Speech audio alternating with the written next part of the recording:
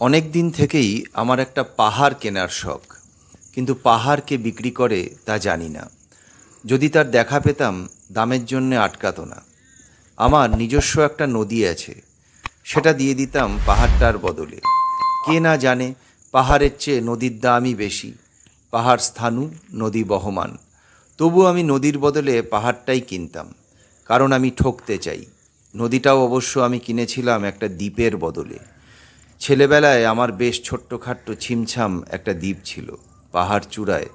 সুনীল গঙ্গোপাধ্যায়ের লেখা এই কবিতা আপনার মনে আসবেই এই অসাধারণ জায়গাটায় আসলে।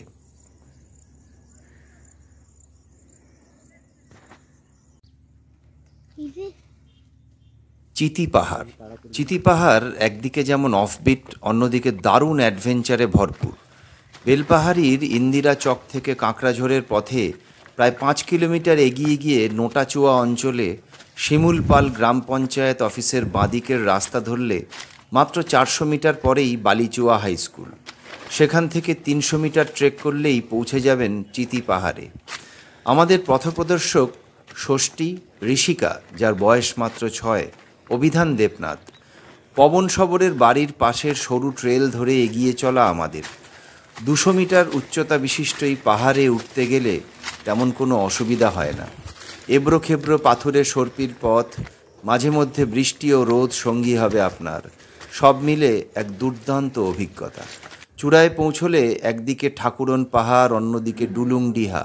জঙ্গল, চৌকিশাল, কানাইশোর, বীরডুংরি, খুদিমহুলি, সেরেংডুংরির মতো বিস্ময় জাগানো পর্বতশ্রেণী ঘিরে ধরে। এই পাহাড়ে আগে নাকি চিতি সাপের দেখা মিলত। সেই নাম অনুসারেই এই নাম যাই হোক, জায়গাটা যে পর্যটকদের জন্য এক স্বপ্নের ডেস্টিনেশন হয়ে উঠছে তা বলার অপেক্ষা রাখে না।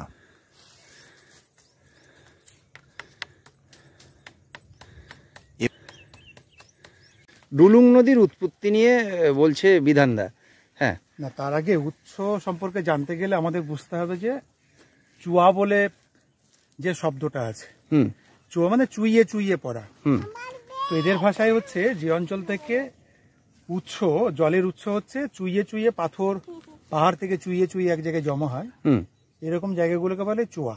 আচ্ছা, তো আমরা যেখানে দাঁড়িয়ে আছি এই জায়গাটাকে বলা হয় বালিচুয়া। আচ্ছা, বালিচুয়া, উল্টো দিকে কটুচুয়া, ধাঙ্গি চুয়া, ওদল চুয়া, নটা চুয়া। আচ্ছা, এই যে চুয়ার মধ্যবর্তী টোটালটা একটা ভ্যালি। আচ্ছা, মানে উঁচু জায়গা থেকে জলগুলো গিয়ে গিয়ে একটা স্রোতশ্রেণী তৈরি হয়েছে। আচ্ছা, পাশাপাশি দুটো স্রোতশ্রেণী, একটা যে ডুলুংডিহা থেকে একটা উৎস, আর একটা কটুচুয়া থেকে।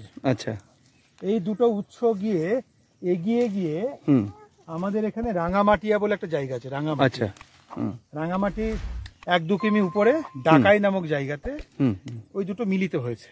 আচ্ছা, হওয়ার পরে ওটা প্রবাহিত হয়ে গেছে। এবার প্রবাহিত হতে হতে হতে আর একটা নদী, যেটা ধরসা বলে একটা জায়গা আছে, সেটা ওই ঝাড়খণ্ডের দিক থেকে কুপনাথ বলে একটা নদী আছে, তারপর আরো কয়েকটা নদী, ছোট ছোট খাল মিলে এই টোটালটাকে পুষ্ট করেছে আর কি। আচ্ছা, ডুলুং নদীটাকে। এবার ডুলুং নদীটা, ডুলুং শব্দ হচ্ছে, ডুলুং একটা সাঁওতালি শব্দ।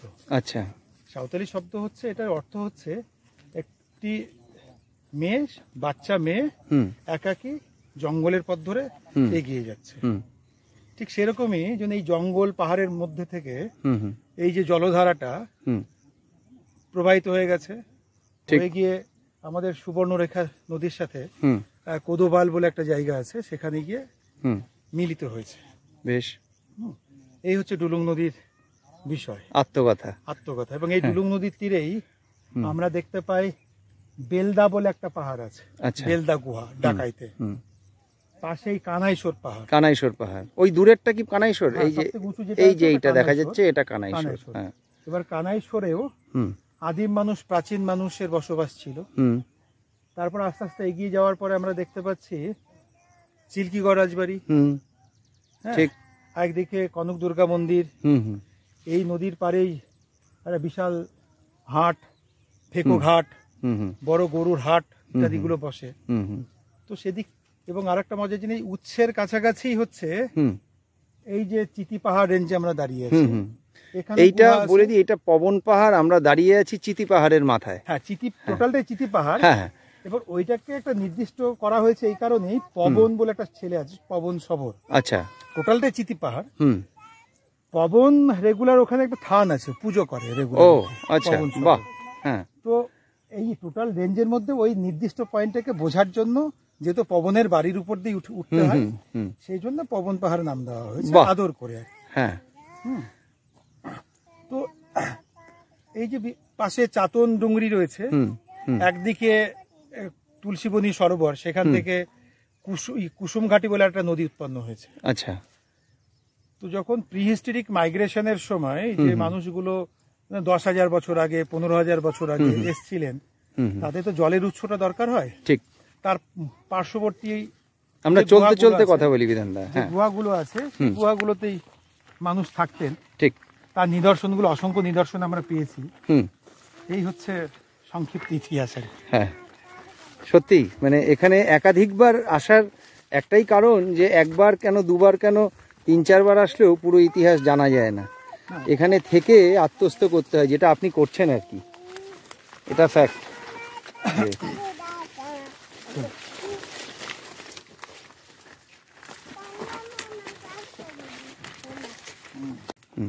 এখানে রয়েছে ঠাকুরান পাহাড়ি।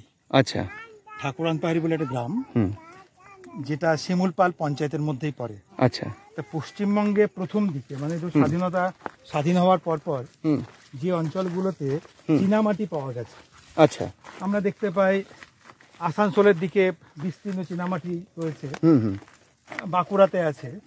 এবার বেলপাহাড়ি অঞ্চল বা ঝাড়গ্রাম জেলার মধ্যে মূলত এই শিমুলপাল অঞ্চলেই আচ্ছা, এই চীনামাটিটা পাওয়া যেত। আচ্ছা। এবং তার যে খাদান, যেখান থেকে চায়না ক্লে গুলো তোলা হতো, যেটাকে বোধহয় ক্রিওলাইট বা এরকম সামথিং কিছু একটা নাম বলে। আচ্ছা। তো সেটার খাদানে সেই পাথরটা রয়েছে, যেটা রঙিন পাথর। হ্যাঁ, যেটার নাম রঙিন পাহাড় বলেই মানুষ চিহ্নিত করেছে। হ্যাঁ। এবং এটা প্রথম দিকে আর কি পশ্চিমবঙ্গের প্রথম 3টে ওই চায়না ক্লের ফ্যাক্টরির মধ্যে একটা। আচ্ছা। যেটা মোটামুটি ওই 70-72-এর দিকে বন্ধ হয়ে গেছে। ঠিক। এই শিমুলপালে তো আছে। হ্যাঁ, এই শিমুলপাল গ্রামটাতে আছে। হ্যাঁ, শিমুলপাল গ্রামে মূলত এই ঠাকুরান পাহাড়িতেই। আর এটা আরেকটা বিখ্যাত হচ্ছে শিমুলপালের ঠাকুরান পাহাড়ি, এটা পাথর শিল্পীদের গ্রাম হিসাবে। আচ্ছা। এই গ্রামে এখনো সেই প্রায় 80-85 বছর বয়স ভদ্রলোকের, তিনি পাথর খোদাই করেন আর কি, থেকে বয়স্ক হাসা মিস্ত্রি। আচ্ছা। পাথর শিল্পীর গ্রাম হিসাবে এই অঞ্চলটা বিখ্যাত, বিশেষ করে শিমুলপাল গ্রাম পঞ্চায়েত। ঠিক। তার এই ঠাকুরান পাহাড়ি খুব উল্লেখযোগ্য। আর ঠাকুরান পাহাড়িতে একটা খুব পুরনো মেলা হয়, খুব প্রাচীন মেলা হয়, যেটা পয়লা মাঘে হয়। আচ্ছা। মানে মকর সংক্রান্তির ঠিক পরের দিন, যেটা টুসু পরব বলে, টুসু মেলা বলে। এই বাহ, দারুণ। নবমিষ্টি হচ্ছে বয়স্ক। আর বাড়ির সামনে আম বাগানটা আছে না, আম বাগানের কাছে বাড়ি আছে। ওটাতে তৈরি করা আছে, ও তো ওই বাড়িটাতেই নবদাস থাকে। আর তার পাশটাতেই সিনেমাটির যে জিনিসপত্র তৈরি হতো, সেই কারখানা যে তৈরিটা হতো, ওইটা আছে। এখন পুরো স্ট্রাকচারটাই আছে।